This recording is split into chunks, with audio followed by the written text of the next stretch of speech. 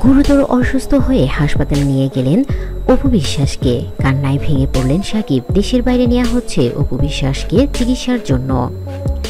চিত্রনায়িকা অপু বিশ্বাসকে গুরুতর অসুস্থ অবস্থায় হাসপাতালে ভর্তি করা হয়েছে। টলিউড কুইন নামে পরিচিত এই নায়িকা হঠাৎ অসুস্থতার খবর ছড়িয়ে পড়তেই নড়েচড়ে বসেন পুরো দেশ। ভক্তরা দোয়া করছেন, শিল্পীরা ছুটে যাচ্ছেন হাসপাতালে। কিন্তু সবচেয়ে আলোচিত বিষয়, অপুর পাশে দাঁড়িয়েছেন তার সাবেক স্বামী শাকিব খান। সূত্রে জানায়, খবর পাওয়ার সাথে সাথেই সব কাজ ফেলে ছুটে যান শাকিব খান হাসপাতালে। অপুর অবস্থা দেখে নিজেকে সামলাতে পারেননি তিনি। কান্না জড়িত কণ্ঠে বলেন, অপু শুধু আমার সন্তানের মা না, সে একসময় আমার জীবনের অংশ ছিল। আমি চাই সে আবার আগের মতো হাসুক, সুস্থ হয়ে উঠুক। সেদিন পুরো ওয়ার্ডে শোনা যাচ্ছিল সাকিবের কান্না।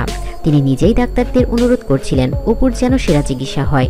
দেশের বাইরে নিয়ে যেতেও আমি রাজি। অপুর পাশে তখন ছিল ছোট্ট জয় আর সাকিব এবং তার সন্তান। সে ভয় পেয়ে মাকে শক্ত করে জড়িয়ে রেখেছিল।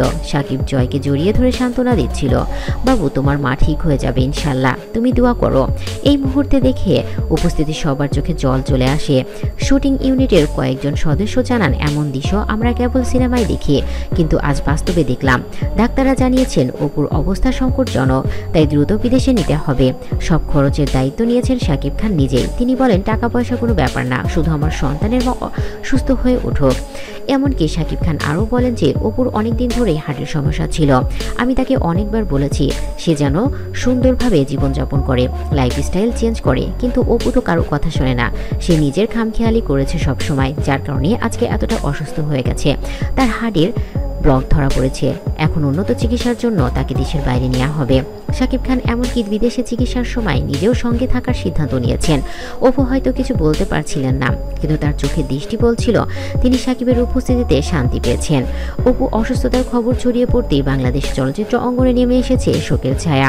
সহশিল্পী পরিমণি, বুবলি, তমা মির্জা, জয়া হাসান সবাই সামাজিক যোগাযোগ মাধ্যমে দোয়া চেয়েছেন। পরিমণি লিখেছেন, আপু তুমি নায়িকা না, তুমি একজন মা, একজন যোদ্ধা। আল্লাহ তাকে সুস্থতা করে দিক।